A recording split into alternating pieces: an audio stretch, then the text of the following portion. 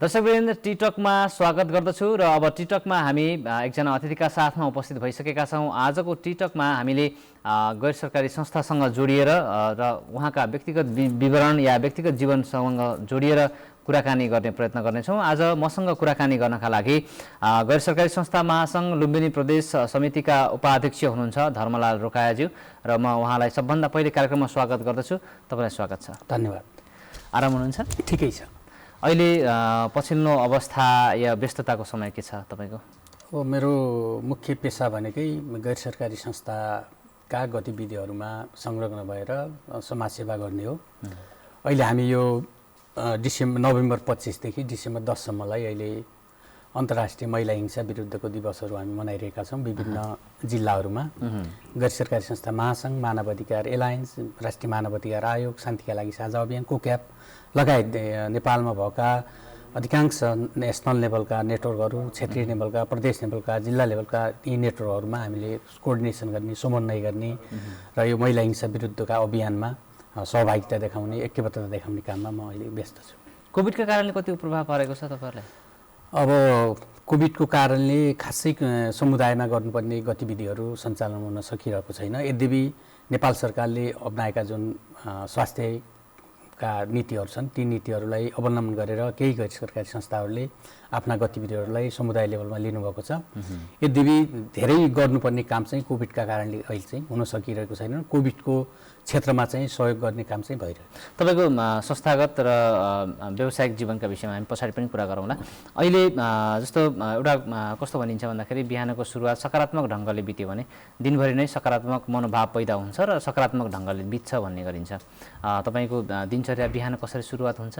म बिहान उठ्छु। बिहान उठिसकेपछि मेरो म्याडम मैले चाहिँ हामी भान्सामा गएर चिया बनाउँछौँ। अहिले अब यो कोभिड सुरु भइसकेपछि खास गरेर तातो पानी होइन यो के अरे अदुवा के बनाउने त्यो तयार गरिसकेपछि छोरा हामीसँगै बसेर खान्छौँ। त्यसपछि म अफिस हिँडिहाल्छु। बिहान म 7 बजे अफिस पुग्छु सधैँ र दिनभरिका गतिविधिहरूमा कहिले म नेपालगञ्ज, कहिले खजुरा, कहिले बैजनाथ, बाँकेमै छु भने बाँकेका विभिन्न स्थानीय तहहरूमा कुनै गैर सरकारी संस्थाको कार्यक्रममा, कुनै गाउँपालिका नगरपालिकाको कार्यक्रममा म व्यस्त हुन्छु र बेलुकी म 6 बजे प्राय 6 बजे म घर पुग्छु।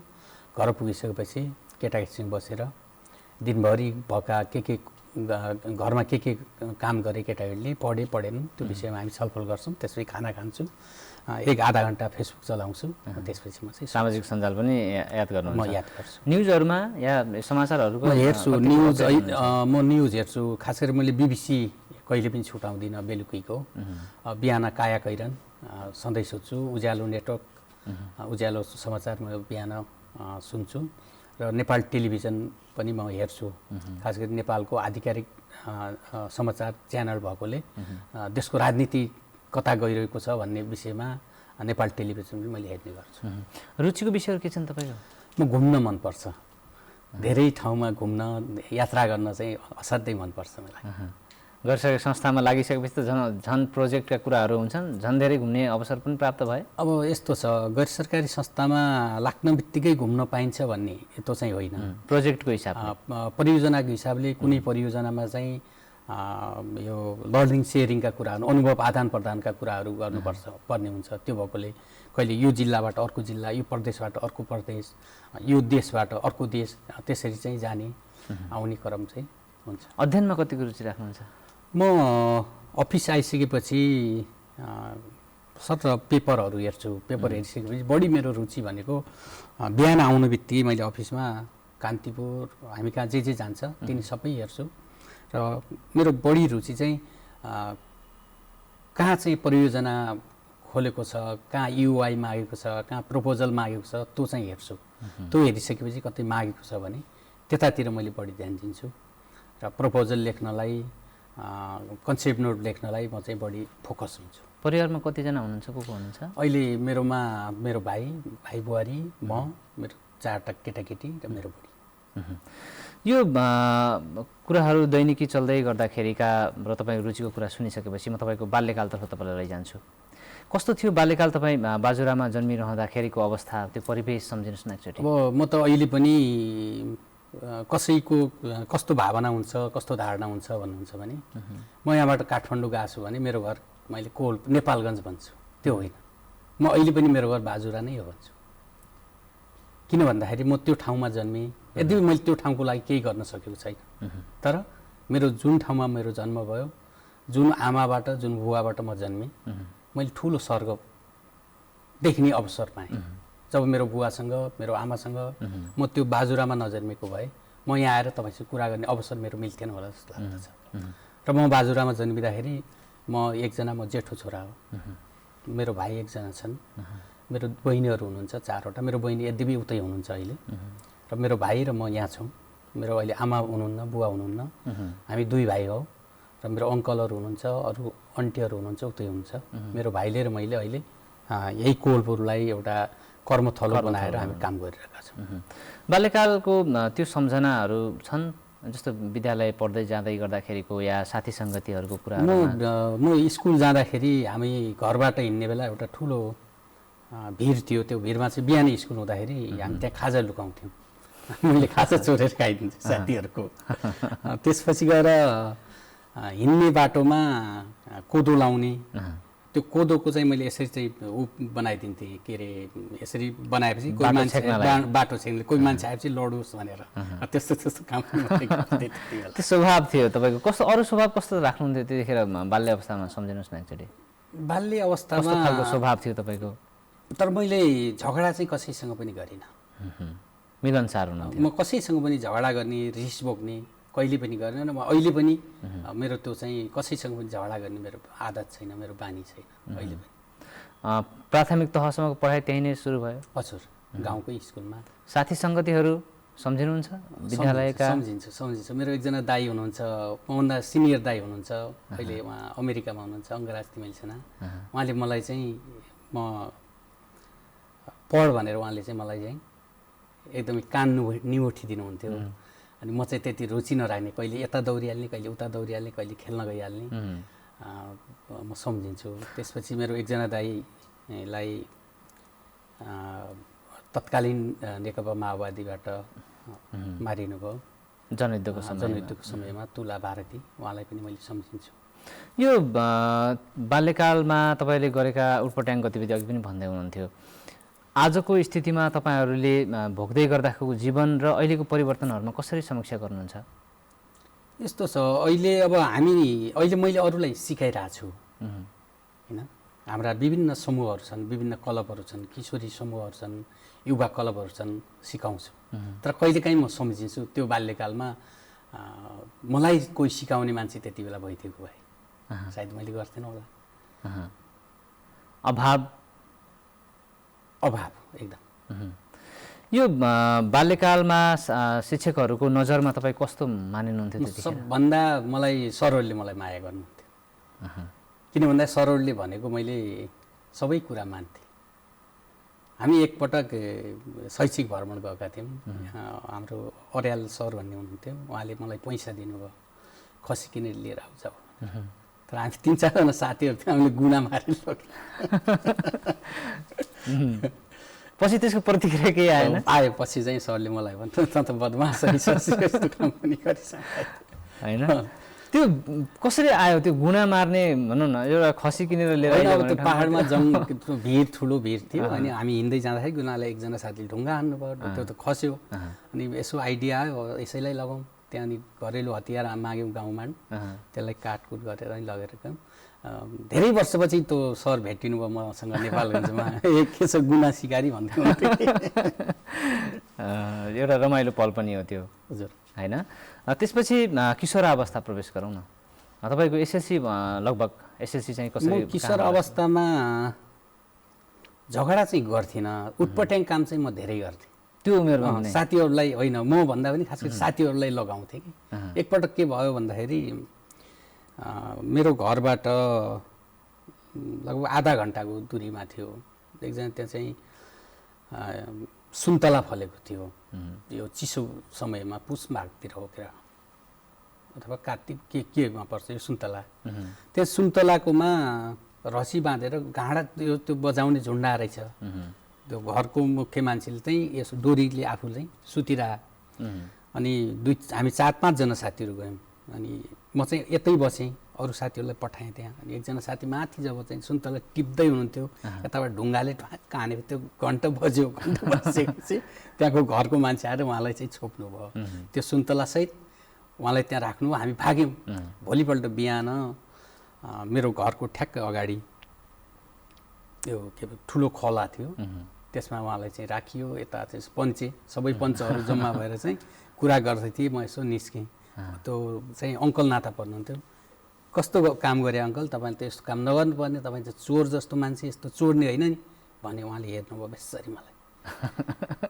आफै पनि संलग्न चाहिँ भइहाल्छ। त्यसपछि 3-4 दिनपछि उहाँले चाहिँ मलाई यस्तो बदमासी काम गर्ने अनि चाहिँ मलाई चाहिँ गर्ने। त्यो अङ्कल अहिले पनि मलाई फोन गरेको बेला तैँले त यस्तो यस्तो गर्थ्इस् पहिला भनेर भन्नुहुन्छ। त्यो अवस्थामा जीवन कसरी जाला या म कसरी अगाडि बढाउन, मेरो सपना भन्ने कुरा हुन्छ नि। सपना भन्दा पनि कस्तो हुँदो रहेछ भन्नुहुन्छ नि, त्यो समाज होइन, त्यो परिवेशमा त्यहाँ अब हुर्कियो, त्यो गरियो होइन। अब मलाई लाग्छ मेरो जीवन यसरी जान्छ होला मैले कहिले पनि सोचेको थिएन। जब म तल झरिसकेपछि म खास गरेर जागिरे सिलसिलामा झरेको मान्छे, नेपालगञ्जमा जागिरे सिलसिलामा झरिसकेपछि कामका लागि खाद्यान्न भन्ने थियो, जिटिजेडको सपोर्टको कार्यक्रम, एउटा संस्था हेल्प नेपाल भन्ने थियो, त्यो संस्था मार्फत म चाहिँ नेपालगञ्ज झरेको मान्छे। मेरो कार्यक्षेत्र बन्यो यता अहिलेको नरैनापुर। म त्यहाँ गएँ, कुनै भाषा मिल्दैन, म त अक्क न मक्क भइहालेँ। म अब यो जागिर छोडेर जानुपर्छ पाहाडतिरै भन्ने हिसाबले टोलाएर बसिरहेको थिएँ। एकजना सरले मलाई सोध्नुभयो किन, के हो यस्तो? होइन मेरो त त्यता भाषा पनि मिल्दैन, म त यहाँ त म गर्न सक्दिनँ भनेपछि उहाँले भोलिपल्ट मलाई यहाँ चिसापानी लिनुभयो, यो गाभर चिसापानी जहाँ होमस्टे छ, बैजनाथ 1 वर्ष। त्यहाँ गएपछि सबै आफ्नो भाषा, किन भन्दाखेरि मेरो बाजुरा अब त्यता आउने मान्छे, झरेका मान्छे हुम्ला, मुगु, जुम्ला, किन कालीकोट, अछाम हाम्रो भाषा मिल्छ। त्यहाँ लगेपछि मेरो भाषा मिल्ने भयो। अनि उहाँलाई भने सर मलाई यहाँ चाहिँ फिट गरिदिनु पऱ्यो, मैले यहीँ काम गर्छु। त्यसपछि म चाहिँ यहाँ बाँकेमा मैले कामको सुरुवात गरेँ। लगभग मैले 3-4 वर्ष जति चाहिँ त्यहाँ जागिर गरेँ र 2055 साल भदौ 11 गते हामी 9-10 जना 11 जना हामी साथीहरू मिलेर चाहिँ अहिले जुन संस्थामा क्रियाशील छु, कोलपुरमै छ इन्ड्रुटेक, त्यो संस्थामा चाहिँ हामीले। मैले जोड्न खोजेको चाहिँ जस्तो तपाईँ किशोर अवस्थामा भविष्यमा म यो बन्छु भनेर हामी एउटा सपना देख्छौँ, त्यो पुरा हुने नहुने आफ्नो कुरा भयो। मैले नेता बन्छु भने होइन, म यता होइन, म गैर सरकारी संस्था सञ्चालन गर्छु, यो गर्छु होइन, म चाहिँ नेता बन्छु, राजनीति गर्छु होइन।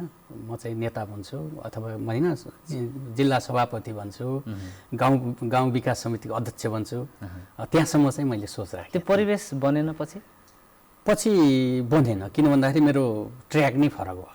मैले राजनीतिबाट यता समाजसेवातिर मैले चाहिँ टर्न। राजनीतिमा चासो जस्तो तपाईँले मैले देखाउँछु, अहिले पनि देखाउँछु मैले राजनीतिमा चासो, राजनीतिमा चासो राख्छु मैले अहिले पनि।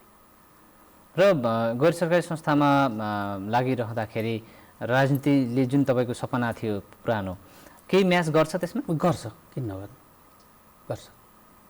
प्रभावको हिसाबले, कामको हिसाबले, सबै हिसाबले राजनीति, हरेक चिजमा राजनीति भन्छ।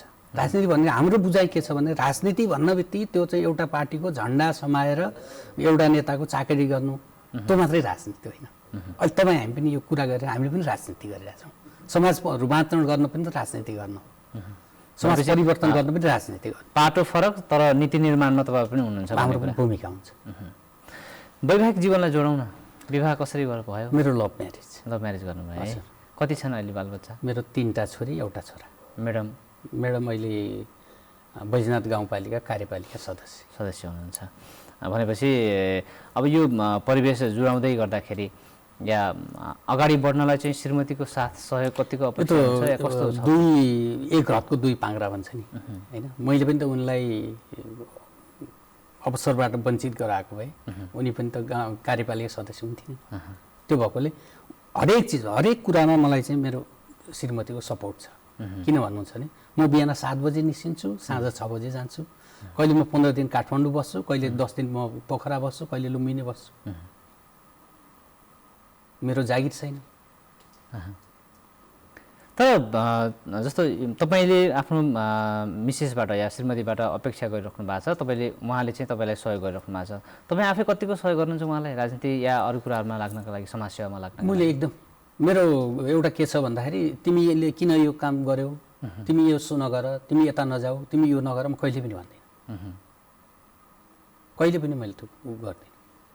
त्यस कारणले पनि अगाडि बढ्न सहज भयो। एकदम। बालबच्चाहरू पढ्दैछन् भन्दै हुनुहुन्थ्यो अघि, हजुर। के अपेक्षा गर्नुहुन्छ आफ्नो छोराछोरी मार्फत, या भनौँ हुन्छ नि अब अभिभावक भएको हिसाबले छोराछोरी कुन क्षेत्रतिर गइदिउन् भन्ने एउटा अभिभावक अपेक्षा पनि हुन्छ? मैले मेरो भाइलाई चाहिँ एउटा दसैँमा के भनेको थिएँ भन्दाखेरि म जस्तो नबने पनि मभन्दा राम्रो बन्नु भनेको थिएँ। किन भन्दा म अहिले पनि म गर्वका साथ भन्छु मेरो घर बाजुरा हो। त्यति दुर्गम ठाउँको मान्छे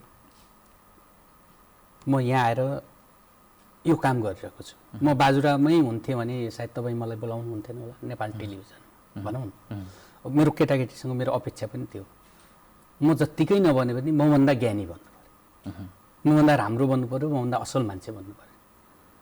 आफूले असल बनाउनका लागि जिम्मेवारी निर्वाह गरिरहेको छु जस्तो लाग्छ मलाई, लाग्छ कि है?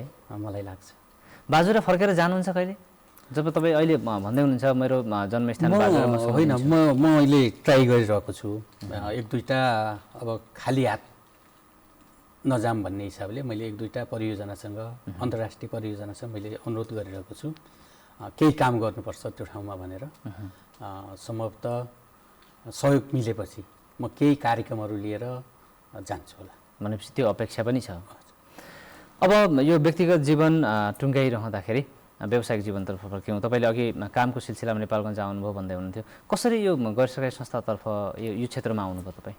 म पहिला पनि त्यहाँ एउटा गैर सरकारी संस्थामै भोलिन्टियर रूपमा काम गर्थेँ र मलाई जुन यो बाटो गैर सरकारी क्षेत्रमा लाग्नुपर्छ भन्ने मलाई अवसर दिनुहुने एकजना सर हुनुहुन्थ्यो, अहिले उहाँ चाहिँ बितिसक्नुभयो।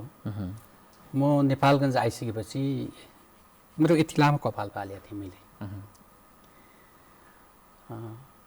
ऋषिराज जङ्गली भन्ने दाइ हुनुहुन्छ एकजना दाङमा, अहिले पनि हुनुहुन्छ। उहाँले एउटा तालिममा मलाई बस्ने अवसर मिल्यो। त्यो तालिममा उहाँले के भन्नुभयो भन्दाखेरि हामी साँच्चीकै समाज परिवर्तन गर्ने, समाज रूपान्तरण गर्ने हो भने हामी पहिला आफू परिवर्तन हुनुपर्छ भन्दै मलाई चाहिँ उठालेर मेरो कपाल चाहिँ गर्नुभयो। अब यति लामो कपाल गरेको, यति लामो चाहिँ जगल्टेले समाजका भएका युवाहरूलाई के शिक्षा दिन्छ उहाँले भनिसकेपछि मैले त्यो कपाल काटेँ र मेरो 4 वर्ष मैले त्यहाँ जागिर भ्याइसकेपछि, त्यो परियोजना भ्याइसकेपछि हामीले यो संस्था स्थापना गऱ्यौँ। संस्था स्थापना गर्न बित्तिकै मलाई त्यति बेला के लाग्थ्यो भन्दाखेरि संस्था खोल्नु पऱ्यो। अब किनभने म त जागिर गरेर मान्छे, एउटा प्रोजेक्टमा जागिर गरेर मान्छे, यो संस्था खोल्नु पऱ्यो अनि त्यसपछि पैसा आउँछ। जब संस्था खोलिसकेपछि 3 वर्षमा कतैबाट परियोजना आयो। ब्रोसरहरू यति छपाएको छु, काठमाडौँ गएको छु, यसो हेऱ्यो अङ्ग्रेजी लेखेको बोर्ड छ भने पसिहाल्ने, त्यहाँ चाहिँ ब्रोसर दिइहाल्ने, हजुर मेरो संस्था यो छ, यो छ, यसो यसो भने 3 वर्षमा कतैबाट हामीले परियोजना लिन सकेनौँ, सफल भएनौँ। किन भन्दा नयाँ जसले पनि के भर्खर खोलेको गैर सरकारी संस्था, भर्खर खोलेको एनजिओ होइन, विश्वास झट्ट कसैले पनि नलिने। त्यसपछि 4थो वर्षमा बल्ल चाहिँ नि यो मिना सञ्चार अभियान भन्ने युनिसेफको सपोर्टको कार्यक्रम प्राप्त भयो। मैले त्यो कार्यक्रम सुरुवात गऱ्यौँ र त्यो कार्यक्रम सुरुवात भइसकेपछि हामीसँग भएका कार्यक्रम अब थपिँदै गए। त्यसपछि यो क्षेत्रमा भनौँ न जुन संस्थामा म आबद्ध छु इन्ड्रोडे, त्यो इन्ड्रोडे मार्फत नै म गैर सरकारी संस्था महासङ्घ बाँके शाखामा प्रतिनिधित्व गरेँ। त्यति बेला म सचिव थिएँ। सचिव भइसकेपछि एक कार्यकाल मैले उपाध्यक्ष खाएँ, एक कार्यवाहक अध्यक्ष खाएँ बाँकेको। त्यसपछि मैले अध्यक्ष भएँ बाँके जिल्लाको। त्यसपछि म गैर सरकारी संस्था महासङ्घ मध्यपश्चिम क्षेत्रीय कमिटीको अध्यक्ष भएँ। यो मध्यपश्चिम भनेको त्यति बेला राप्ती, भेरी, कर्णाली गैर सरकारी संस्था महासङ्घको अध्यक्ष भएँ। त्यसपछि अहिले सङ्घीयता भइसकेपछि म अहिले लुम्बिनी प्रदेशको कार्यवाहक अध्यक्ष भएँ, एक कार्यकाल के अरे केही अवधि 6-7 महिना, त्यसपछि म अहिले उपाध्यक्ष हुँ। तपाईँ अघि भन्दै हुनुहुन्थ्यो नि यो जस्तो 3 वर्षको समयसम्म हामीले कुनै प्रोजेक्ट पाएनौँ, संस्था त दर्ता गऱ्यौँ, खोल्यौँ, त्यो एउटा स्ट्रगलको समय पनि थियो। त्यसमा जो 3 वर्ष टिक्नलाई असहज भयो या जुन त्यो बेलामा कस्ता सोचहरू आउँथे, बेकार खोलिएछ भन्ने खालको? होइन, मैले चाहिँ संस्था स्थापना गरिसकेपछि मैले चाहिँ मेरो म्याडमको जब हामी बिहा गर्दाखेरि किनेका सुनहरू थियो, त्यो सुनबाट मैले घरबाट तिर्थेँ। कहिले घरबेटीले ताला लगाइदिने घरमा, होइन। मैले संस्था खोल्न बित्तिकै 2-3 कोठाको कोठा लिएँ, कुर्सी, टेबल, टेलिफोन, एउटा चाहिँ चाहिने चिज, अफिसियल चिज सबै लगेँ। तर प्रोजेक्ट नपाउने अवस्थामा पनि म चाहिँ विचलन भइनँ, किनभने त्यति बेला म विचलन भएको भए म अहिले यो ठाउँमा हुन्थेन। म विचलन हुँदै भएन। घरबेटीसँग मैले स्ट्रगल गरेँ, बरु उसलाई चाहिँ मैले टाइम सार्ने, ल तपाईँलाई म घरबाट चाहिँ 2 महिनापछि दिन्छु अथवा 3 महिनापछि। कहिलेकाहीँ हामी कार्य समितिका साथीहरूले पनि पैसा उठाएर पनि घरबाट तिर्थ्यौँ, विद्युतको पैसा तिर्थ्यौँ। 3 वर्षमा कतैबाट परियोजना आएन भनेर धेरै साथीहरूले पनि छोड्न पनि छोडेँ, होइन। कार्य समितिबाट पनि रिजाइन दिनुभयो, तर म चाहिँ विचलन भएन, मैले छोड्न पनि छोडिनँ। के कारणले अड्डायो तपाईँलाई त्यो 3 वर्षसम्म? होइन, मेरो साथीहरू धेरै थिए। मेरो साथीहरू स्वयं आफै पनि प्रेरितको हिसाबले प्रेरित म त छँदैछु। त्यो सँगसँगै म प्रेरित त्यत्तिकै त भएन। मलाई पैसा पनि चाहियो, भाडा पनि चाहियो, खाना पनि चाहियो, होइन। मेरो साथीहरू धेरै थिए। मैले साथीहरू कमाएको थिएँ त्यति बेला। साथीहरूले मलाई पैसा दिनु त कहिले जनक शर्मा भन्ने एकजना साथी हुनुहुन्छ, अहिले कारितास नेपालमा हुनुहुन्छ। गोपालजी हुनुहुन्छ, गोपाल योगी अहिले सङ्घीय सचिव के अरे सङ्घीय सभामुखज्यूको सचिवालयमा हुनुहुन्छ, सचिव हुनुहुन्छ अहिले संसद भवनमा। धेरै साथीहरूले मलाई सपोर्ट गर्नुहुन्थ्यो।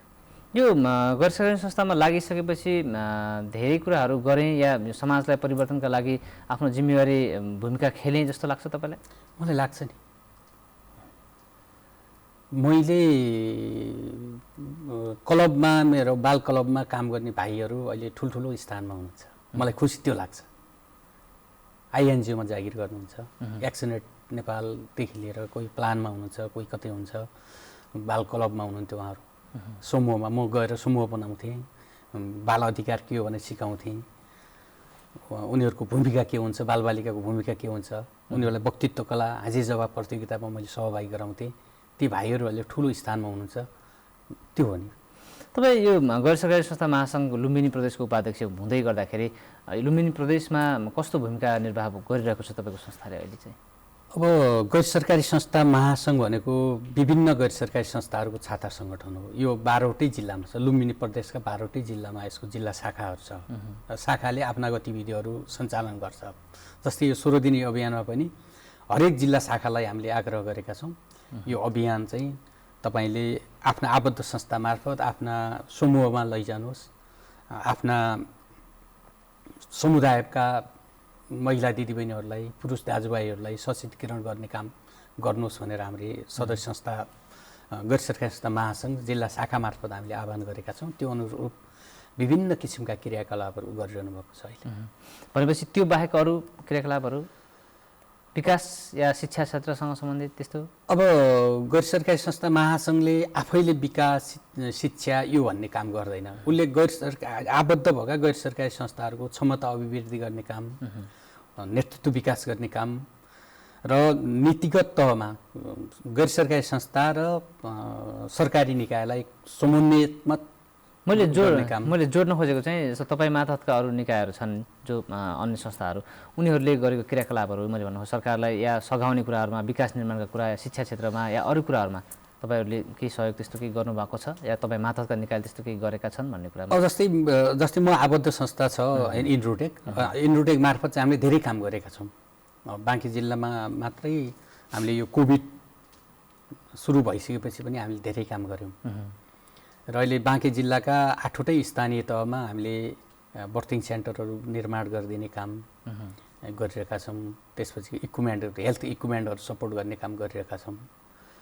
जुन संस्थामा म अध्यक्ष रूपमा कार्यरत छु इनरोटेकमा, हामी त्यो काम गरिरहेका छौँ। अहिले गैर सरकारी संस्थालाई डलरको खेती गर्ने या पश्चिमा संस्कृति देशभित्र भित्र्याउने या जुन किसिमले भूमिका खेल्नुपर्ने त्योभन्दा पनि फरक तरिकाले गए भन्ने कुराहरूको एउटा गुनासोहरू पनि बुझिन्छ सुनिन्छ। के भन्नुहुन्छ अब यो कस्तो भन्नुहुन्छ भने अब गैर सरकारी संस्थाहरूले डलरको खेती गरे जसले भन्नुहुन्छ यो उहाँले डलर देख्नु भएको छ कि छैन मलाई थाहा छैन। मैले चाहिँ डलर देखेको छैन अहिलेसम्म। बाह्य परियोजना ल्याएर अब परियोजना ल्याउँदाखेरि कति स्ट्रगल गर्नुपर्छ त्यो मलाई थाहा छ र गैर सरकारी संस्था सञ्चालक गर्ने साथीहरूलाई थाहा होला होइन। संस्था खोल्न बित्तिकै पैसा फुत्रुक्क आउने होइन। हामीले अब यो कोभिड हुन बित्तिकै पैसा फालेको छैन कसैले पनि। हामीले त्यसको डाटा पठाउनु पर्यो, यहाँ यतिजना बिरामी बच्छन्, यो बच्छ यो बच्छ, हामीले प्रपोजल लेख्नु पर्यो, प्रपोजल डिजाइन गर्नु पर्यो, अनि बल्ल दातालाई चाहिँ खुसी लागेपछि पैसा दिने हो। नत्र एउटा गैर सरकारी संस्था खोल्न बित्तिकै विधान बनाउनु बित्तिकै डलर चाहिँ बर्सिहाल्ने चाहिँ होइन। कस्तो देखिन्छ भन्नुहुन्छ भन्दाखेरि जस्तो संस्था खोल्यो होइन, र पछिल्लो समय अझ यो धर्म संस्कृतितिर जोडेर पनि संस्थाहरू अलिकता त्यस हिसाबले प्रभावित भए या सहयोगका नाममा सहयोग गरेको नाममा चाहिँ समुदायलाई चाहिँ धर्म परिवर्तनतिर पनि गैर सरकारी संस्थाको भूमिका छ भन्ने कुराहरू तपाईँहरूको लागि चाहिँ आरोप लाग्ने गर्छ। होइन यस्तो छ, हामीले त गैर सरकारी संस्था महासङ्घले त के भन्छ भन्दाखेरि कुनै पनि किसिमको धर्म प्रचार गर्ने संस्था गैर सरकारी संस्था महासङ्घको सदस्य हुनै सक्दैन। हामीले सदस्यतै दिन सक्दैनौँ। किन भन्दाखेरि हाम्रो देश मुलुक धर्मनिरपेक्ष भइसकेको छ होइन। यद्यपि म नेपालमा जन्मेको, म चाहिँ बाजुरामा जन्मेको हिसाबले म दसैँमा टिका लाउँछु, त्यो मेरो आफ्नो संस्कार हो होइन। विदेशी डलर ल्याउने र यहाँ धर्म प्रचार गर्ने भन्ने जुन कुरा आछ होलान्, कुनै अब चर्च मार्फत आएका पैसाहरू होइन, यहाँ पनि छन् धेरै चर्चहरू छन्, ती चर्चले गर्ला। तर गैर सरकारी संस्थाकै नाममा संस्था दर्ता ऐन 2034 अनुसार जिल्ला प्रशासन कार्यालयमा दर्ता भएको, समाज कल्याण परिषदमा आबद्ध भएको, गैर सरकारी संस्था महासङ्घमा आबद्ध भएको संस्थाले गरेको छैन।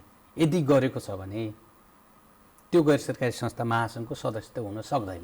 अनुगमन कति गर्नुहुन्छ तपाईँ त्यो विषयमा? हामीले के गर्छौँ भने अब यो सिधै चाहिँ नि जिल्लामा गएर प्रदेश कमिटीले अनुगमन भन्दा पनि जिल्लालाई हामीले बढी चाहिँ पावरफुल हामीले जिल्लाले गराएको छौँ। अहिले जिल्ला शाखा जस्तै बाँके शाखा छ, बाँके शाखाले आफ्ना आबद्ध संस्थाहरूको अनुगमन गर्छ। उनीहरूको अफिस छ कि छैन, एक्ज्याक्टली अफिस त चाहियो नि त। उनीहरूको अफिस कार्यालय छ कि छैन, स्टाफ कति छ, उनीहरूको समस्या के छ, प्रपोजल लेख्न सक्छन् कि सक्दैनन्, रिपोर्ट गर्न सक्छन् कि सक्दैनन्, उनीहरूको कार्यक्षेत्रमा के गतिविधि भइरहेको छ, जिल्ला शाखाले अनुगमन गर्छ र त्यो अनुगमन रिपोर्ट प्रदेशमा पठाउँछ। प्रदेशले 12वटै जिल्लाको रिपोर्ट बनाएर केन्द्रमा पठाउँछ। केन्द्रले के गर्छ भन्दाखेरि त्यो रिपोर्टलाई नेपालभरिको रिपोर्ट बनाएर वार्षिक प्रतिवेदन बनाउँछ र नेपाल सरकारलाई उसले हस्तान्तरण गर्छ कि हाम्रा गैर सरकारी संस्थाहरूले यो वर्षमा यो काम यो जिल्लामा यति लगानीमा चाहिँ गरे, यति कार्यक्रम चाहिँ बाह्य सहयोगबाट ल्याएर यो काम गरे, यी लक्षित वर्गको लागि गरे भनेर हामी रिपोर्ट गर्छौँ। अर्को कुरामा एउटा अर्को आरोप पनि गैर सरकारी संस्थाहरूलाई लाग्ने गरेको आरोप मैले तपाईँलाई भन्न चाहेको, जस्तो कार्यक्रमहरू योजनाहरू लैजाने अनि जुन किसिमको प्रभावकारिता भन्दा पनि त्यसलाई चाहिँ कागजमा राम्रो देखाएर फर्च्युट गर्ने कुराहरूमा अलिक बढी जोड गरे भन्ने कुराहरू आरोप पनि छ नि। मैले अघि पनि भने यताकता कुनै गैर सरकारी संस्थाले गरेका होलान्, यदि ती त्यस्ता गैर सरकारी संस्थाहरू छन् भने हामी कारबाही गर्न तयार छौँ। तर गैर सरकारी संस्था महासङ्घमा आबद्ध भएका कुनै पनि गैर सरकारी संस्थाले त्यो काम गरेको छ भने त्यसलाई हामी कारबाही गर्छौँ। किन भन्दा अहिलेसम्म गैर सरकारी संस्था महासङ्घमा त्यो किसिमको रिपोर्ट चाहिँ आएको छैन। सरकार या स्थानीय निकायसँगको समन्वय कस्तो छ तपाईँहरूको? अब हामी गैर सरकारी संस्था भनेकै सरकारको सहजकर्ता हो। हामी भनेको राज्यले के सोच्दैछ भन्दाखेरि यी गैर सरकारी संस्था भनेका हाम्रा चाहिँ हुन्, तर त्यो हामी गैर सरकारी संस्था भनेको सरकारका सहयोगी हो। हामी सहयोगको भूमिका निर्वाह गर्ने हो।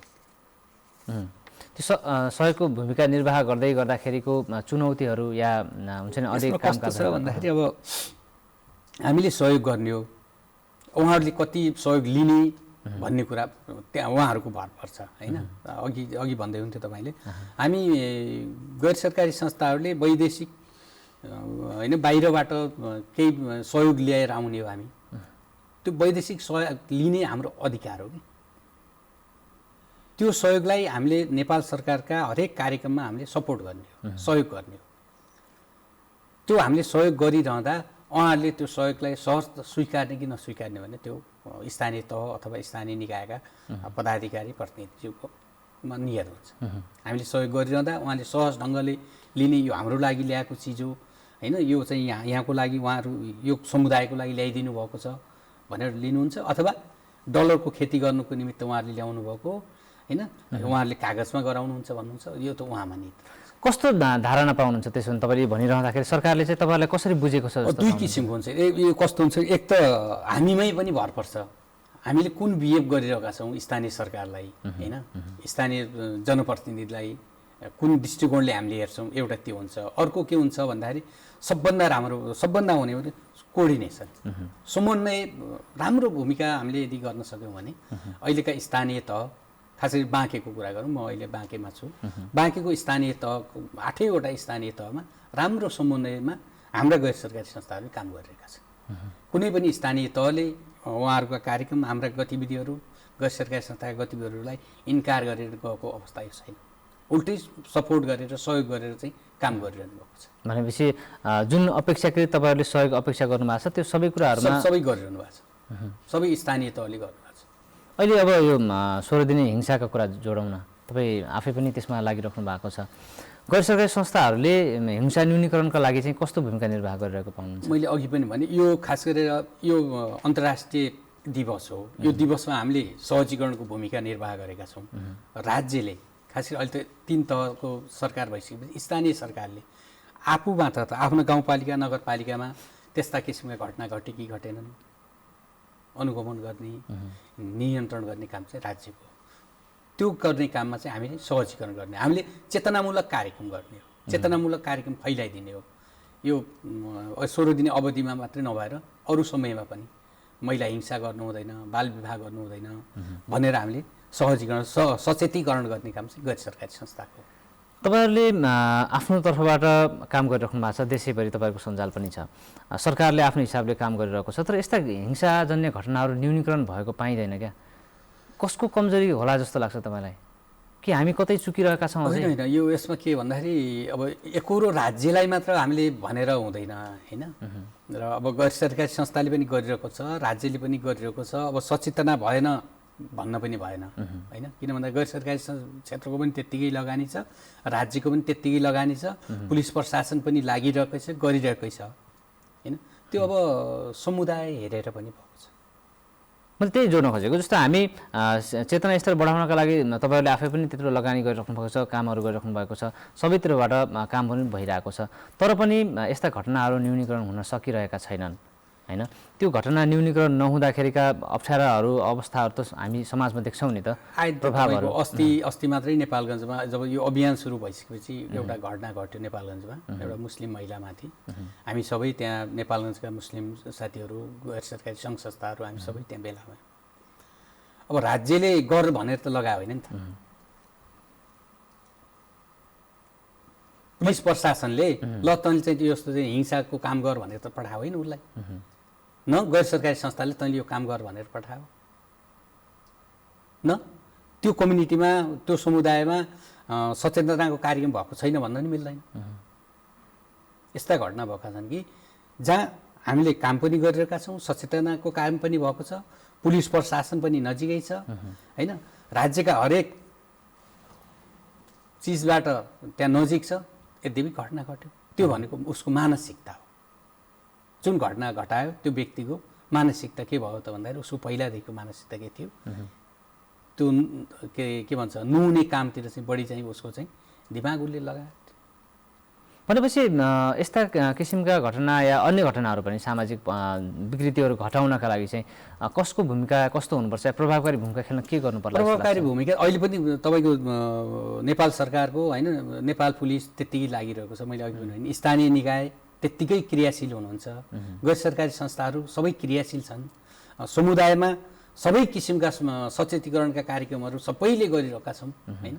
यति भए यथाकथा त्यस्ता घटनाहरू घटेका छन्। त्यस्ता घटना नघट्नका निमित्त अब फेरि हामी के गर्नुपर्छ त भन्दाखेरि राज्य, गैर सरकारी संस्था हामी सबै एक ठाउँमा बसेर एक ठाउँमा आएर त्यो जहाँ घटना घट्छ त्यो ठाउँमा गएर अब के गर्ने भन्ने त्यस्ता किसिमका योजनाहरू बनाउनुपर्छ, त्यस्ता किसिमका कार्ययोजना बनाएर चाहिँ अगाडि बढ्नुपर्छ। अब यो संस्था खोल्न चाहनेहरू हुन्छ नि, गैर सरकारी संस्था दर्ता गरेर म पनि काम गर्छु भन्ने युवाहरूको लागि चाहिँ के सल्लाह दिनुहुन्छ? अब यस्तो छ, गैर सरकारी संस्था नखोल्नुहोस् म भन्न सक्दिनँ होइन, खोल्नुपर्छ। समाजसेवा हो, एकदमै समाजसेवा गर्छु भनेर कोही चाहनुहुन्छ भने गैर सरकारी संस्था महासङ्घ बाँके शाखामा सम्पर्क गर्नुहोस्, अथवा हाम्रो प्रदेश कमिटीमा सम्पर्क गर्नुहोस्। तपाईँको विधान बनाउनकोदेखि लिएर होइन के नियम विनियोजन बनाउनुपर्छ हामी बनाइदिन सक्छौँ। तर गैर सरकारी संस्था खोल्न बित्तिकै हामी चाहिँ वैदेशिक लगानी ल्याइहालौँला होइन, अथवा हाम्रो फलानुलाई, हाम्रो फुपूलाई, अर्कोलाई होइन, ज्वाइँलाई हामी जागिर दिइहालौँला, त्यो चाहिँ नसोच्नु होला। किन भन्दाखेरि गैर सरकारी संस्था दर्ता गर्न बित्तिकै वैदेशिक सहायता ल्याउन सकिँदैन। किन भन्दाखेरि अब भर्खर जन्म भएको हुन्छ होइन, उसको एउटा सीमित क्राइटेरिया हुन्छ, उसले काम गरेको अनुभवहरू चाहिन्छ। त्यो भएकोले खोल्नलाई मैले चाहिँ रोक्ने भन्ने तपाईँले भन्दै गर्दाखेरि कुरा जोड्नु पर्दाखेरि यो पैसा ल्याउँला र त्यसैलाई चलाउँला भन्दा पनि मेरो या हाम्रो संस्थाको भूमिका के रहने, समाजमा यस्ता हटाउनका लागि कसरी जाने भन्ने कुरा बढी प्रभावकारी जोड दिनुपर्ने। मैले भन्न खोजेको त्यही हो। मैले अब अघि नै राजनीतिको कुरा गरेँ नि होइन, यो गैर सरकारी संस्था खोलेर पैसा ल्याउन नै राजनीति हो। त्यहाँ पनि राजनीति नगरेर पैसा आउँदैन, त्यो आफ्नो पाटो छ। तर गैर सरकारी संस्था मार्फत समाजसेवा गर्ने चाहना छ होइन, आफ्नो समुदायमा समाजमा परिवर्तन गर्ने केही चाहना छ भने म आम युवा साथीहरूलाई म आह्वान गर्न चाहन्छु, गैर सरकारी संस्था दर्ता गर्नुहोस् होइन, अथवा हाम्रो के अरे गैर सरकारी संस्था महासङ्घमा आबद्ध हुनुहोस्, आउनुहोस्, हातेमालो गरौँ, सँगै जाउँ। र अब हामी अन्तिम चरणमा पनि छौँ। तपाईँलाई केही जिज्ञासाहरू मसँग बाँकी छन्। यो जीवनलाई यसरी ल्याइरहँदाखेरि, यो सङ्घर्ष यहाँसम्म आइरहँदाखेरि कसरी बुझ्नुहुन्छ आफूलाई, या आफ्नो भूमिकालाई मूल्याङ्कन गर्दाखेरि? मेरो भूमिका मैले अझै चाहिँ बढाउनुपर्छ जस्तो मलाई महसुस हुन्छ। किन भन्दाखेरि म अहिले प्रदेश कमिटीमा छु, यद्यपि म अन्य नेटवर्कहरूमा पनि छु, धेरै नेटवर्कमा छु, म मानव अधिकार एलायन्समा पनि छु। अब मैले यो भूमिका भन्दा अलिक फरक किसिमको भूमिकामा म जानुपर्छ जस्तो मलाई महसुस हुन्छ, भएको छ। यो भूमिका सँगसँगै समाज रूपान्तरण, समाज परिवर्तनदेखि लिएर अब एउटा राजनीतिक परिवर्तनमा पनि अगाडि बढ्नुपर्छ कि। फेरि यो अहिले जुन तपाईँले जुन गैर सरकारी संस्थाको जुन जिम्मेवारी पाइराख्नु भएको छ, यस पछाडि गएर फेरि राजनीतिमै जोडिने इच्छा हो? अनि यो पनि राजनीति हो नि, गैर सरकारी संस्था महासङ्घ यो भूमिका भन्दा फरक जस्तो हामी योभन्दा पछि त म त जाने त त्यतै हो नि, जाने त्यतै हो म। भनेपछि त तपाईँको अहिलेको कामले त्यो माहौल बनाउन पनि काम गरिरहेछ भन्ने कुरा बुझ्नु पर्यो। अब हेरौँ, जाने त म त्यतै हो पछि। जीवनले के सिकायो? जीवनले धेरै चिज सिकायो। के रहेछ जीवन भनेको?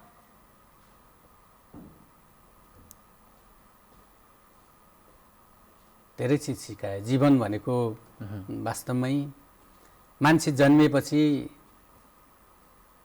केही न केही गर्नुपर्दो रहेछ, आफ्नो लागि मात्र होइन, समाजको लागि, समाज रूपान्तरणको लागि, समाज परिवर्तनको लागि। राउटेहरूले त अहिले अर्कोको लागि गर्न थालिसक्यो भनेपछि भन्नु न होइन, उहाँहरूले पनि अहिले अरूको लागि काम गर्न थाल्नु भएको छ भनेपछि त हामी त मानव हो, हामी त उहाँहरूभन्दा धेरै अगाडिको होला नि त। साँच्चीकै हामीले जीवन परिवर्तन गर्नु छ भने पहिला आफूबाट आफ्नो परिवर्तन गर्नु, आफ्नो जीवन परिवर्तन गरेर समाजको जीवन परिवर्तन गर्नुपर्छ। र जीवन साँच्चीकै परिवर्तन गर्ने हो भने आफू जन्मेको ठाउँ कहिले पनि भुल्नु हुँदैन। फेरि धरातल कहिले पनि बिर्सिनु हुँदैन। हुन्छ, काठमाडौँ जान बित्तिकै मेरो घर नेपाल भन्ने होइन, मेरो घर हजुर नै हो। हस्, म टुङ्ग्याउँछु यहाँसँगको यो बसाइ। यहाँसम्म आइदिनु भयो, हाम्रो यो समय हामीलाई व्यक्त गरिदिनु भएको म तपाईँलाई धेरै धेरै धन्यवाद। दर्शकवृन्द, आज हामीले कुराकानी गऱ्यौँ गैर सरकारी संस्था महासङ्घ लुम्बिनी प्रदेश समितिका उपाध्यक्ष धर्मलाल रोकाज्यूसँग। उहाँसँगको कुराकानी कस्तो लाग्यो प्रतिक्रिया जनाउन सक्नुहुनेछ र भोलि फेरि अर्का अतिथिका साथमा उपस्थित हुने बाचाका साथमा बिदा हुन्छु। नमस्कार।